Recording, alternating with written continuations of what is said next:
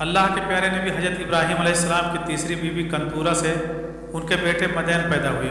مدین اپنے عیال کے ساتھ اپنے سوتیلے بھائی حضرت اسماعیل علیہ السلام کے قریب ہی حجاز میں آباد ہو گئے، جہاں مدین کی آل اولاد کو بنی مدین یا اہل مدین پکارا جانے لگا۔ آہستہ آہستہ یہ ایک بہت بڑا قبیلہ بنتا گیا۔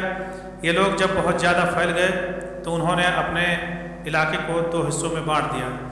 شہری علاقے کو مدین پکارنے لگے اور جبکہ دیہاتی علاقوں کو ایک اکا کہا جانے لگا۔ انہی لوگوں کو قرآن پاک میں اصحاب اکا کے نام سے پکارا گیا ہے۔ اکا کے لفظی معنی جھنڈا والے اور سرسبز شاداب جھاڑیوں کے ہیں۔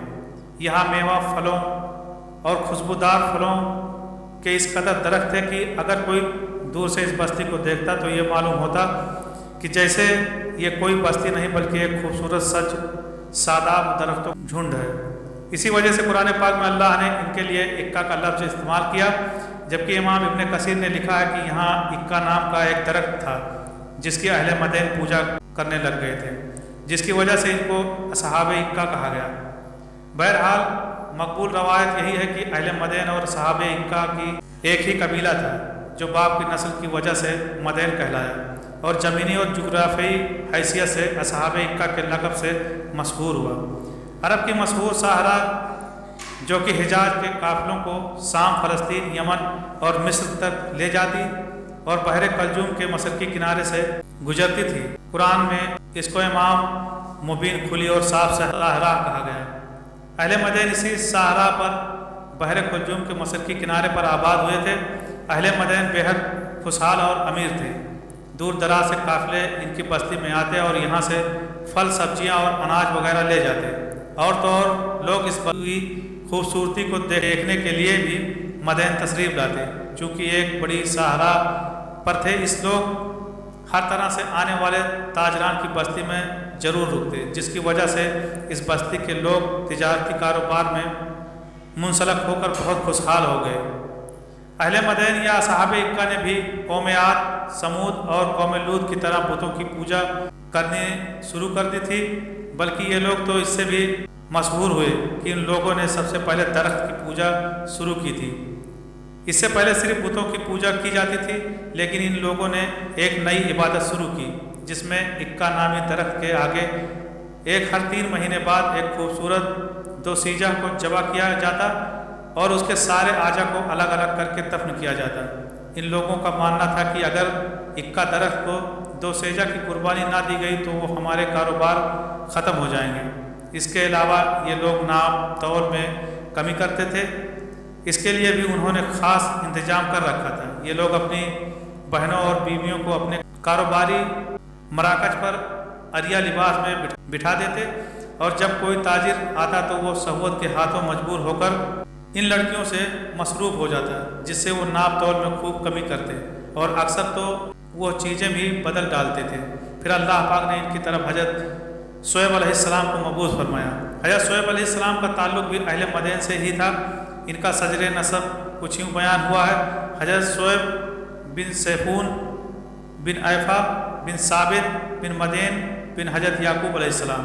قرآن کریم میں 11 جگہوں پر حضرت شعیب علیہ السلام کا ذکر ہوا ہے۔ نبوت سے پہلے بھی حضرت شعیب اپنی قوم میں اپنی ایمانداری اور نیک نیتی پر مشہور تھے، اور نبوت ملتے ہی آپ علیہ السلام اپنی قوم کو تبلیغ شروع کر دی۔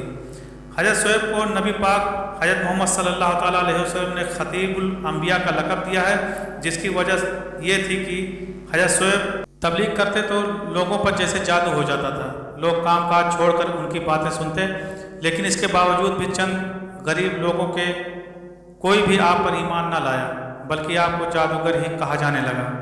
قرآن پاک میں ارشاد باری تعالیٰ ہے: اور مدین کی طرف ان کے ہم قوم شعیب کو بھیجا، انہوں نے کہا اے میری قوم، اللہ پاک کی عبادت کرو، اللہ کے سوا تمہارا کوئی معبود نہیں، اور ناپ اور تول میں کمی نہ کرو، بے شک میں تمہیں خوشحال دیکھ رہا ہوں، بے شک مجھے تم پر گھیر لینے والے دن کے عذاب کا ڈر ہے۔ لیکن قوم نے جواب دیا: اے شعیب، کیا تمہاری نماز تمہیں حکم دیتی ہے کہ ہم اپنے باپ داداؤں کے خداؤں کو چھوڑ دیں یا اپنے مال میں اپنی مرضی کے مطابق عمل نہ کریں؟ وہ بھی تم تو بڑے عقل مند نیک چلن ہو۔ جب کسی بھی طرح سے قوم اپنے گناہوں سے باز نہ آئی تو حضرت شعیب نے اپنی قوم کو پرانی قوموں پر آنے والے عذابوں سے اس طرح ڈرایا، اور اے میری قوم، میرا مخالفت تم سے یہ نہ کروا دے کہ تم پر بھی اس طرح کا عذاب آ پہنچے جو نوح کی قوم، ہود کی قوم یا صالح کی قوم پر آیا تھا، اور لوط کی قوم تو تم سے کوئی دور بھی نہیں۔ پوری قوم حضرت شعیب کے خلاف ہو گئی اور حضرت شعیب علیہ السلام کو دھمکی دی کہ یا تو تم ہمارے دین میں شامل ہو جاؤ ورنہ ہماری بستی سے نکل جاؤ۔ حضرت شعیب علیہ السلام سے کہنے لگے اگر تیرا اتنا بڑا قبیلہ نہ ہوتا تو ہم دیکھتے کہ تو کس طرح ہمیں ہمارے دین سے ہٹاتا ہے، ہم تجھے شرمسار کر دیتے۔ حضرت شعیب علیہ السلام نے دیکھا کہ اب ان سے کوئی امید نہیں اور ان لوگوں کو میں ہر طرح سے سمجھا چکا ہوں، تو آخری فیصلہ سنا دیا، اے میری قوم، تم اپنے طریقے پر عمل کرتے رہو اور میں اپنے طریقے پر عمل کرتا رہوں، تھوڑے دنوں میں معلوم ہو جائے گا کہ کس پر رسوا کن عذاب آتا ہے، کون جھوٹا ہے کون سچا ہے۔ اس کو اللہ پاک قرآن میں فرماتا ہے، اے ہمارے رب، ہم میں اور ہماری قوم میں حق کے ساتھ فیصلہ فرما دے، اور تو سب سے بہتر فیصلہ فرمانے والا ہے۔ لیکن پھر بھی اس قوم نے اپنے گناہوں سے توبہ نہ کی، بلکہ حضرت شعیب سے کہا کہ اگر تم سچے ہو تو ہم پر آسمان کا کوئی ٹکڑا گرا کر ہم کو ہلاک کر دو۔ اس کے بعد اس قوم پر خداوند قہار و جبار کا قاہرانہ عذاب آ گیا۔ وہ عذاب کیا تھا؟ اللہ اکبر سنیے اور عبرت حاصل کیجیے۔ حدیث شریف میں آیا ہے کہ اللہ پاک نے ان لوگوں پر جہنم کا ایک دروازہ کھول دیا، جس سے پوری آبادی میں شدید گرمی اور لو کی حرارت و تپش پھیل گئی، اور بستی والوں کا دم گھٹنے لگا تو وہ لوگ اپنے گھروں میں گھسنے لگے اور اپنے اوپر پانی کا چھڑکاؤ کرنے لگے، مگر پانی اور سایہ سے انہیں کوئی چین اور سکون نہیں ملتا تھا، اور گرمی کی تپش سے ان کے بدن جھلستے جا رہے تھے۔ پھر اللہ پاک نے بادل کا ٹکڑا بھیجا جس سے اس بستی کے ایک حصے میں چھاؤں کر دی اور اس چھاؤں میں ٹھنڈی ہوا چلنے لگی۔ بس پھر سب بستی کے لوگ اپنے گھروں سے نکل کر اس بادل کے سائے میں آ گئے۔ جیسے ہی سب لوگ بادل کے نیچے آ گئے تو پہلے ایک زوردار چینخ آئی، پھر اللہ پاک نے آگ کے گولے برسائے اور ساتھ ہی زلزلہ بھی آ گیا۔ ایسے ایک ساتھ کئی عذاب اس سے پہلے کسی قوم پر نہ آئے۔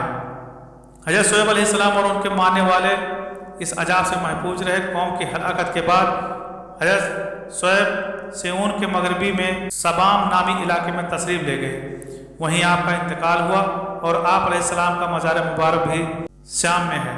دوستو، درختوں کی پوجا اور ناپ تول میں کمی کی وجہ سے اللہ نے اہل مدین کو دردناک عذاب میں مبتلا کیا تھا، اور انتہائی افسوس کے ساتھ کہنا پڑ رہا ہے کہ آج ہم مسلمان بھی ناپ تول میں کمی جیسے گناہ کی دلدل میں پھنس چکے ہیں۔ ہر ایک چور بازاری گرم ہے۔ کیا آج ہم بھی اپنی لڑکیوں کو ماڈل بنا کر کاروبار نہیں کروا رہے ہیں؟ اللہ پاک سے دعا ہے کہ وہ ہمیں ان سب برائیوں سے پاک کر دے، اور اے اللہ پاک ہم پر وہ بوجھ نہ ڈال جس کو اٹھانے کی شکت ہم میں نہیں ہے۔ ہمارے رزق، مال اور اولاد میں برکت فرما دے، آمین یا رب العالمین۔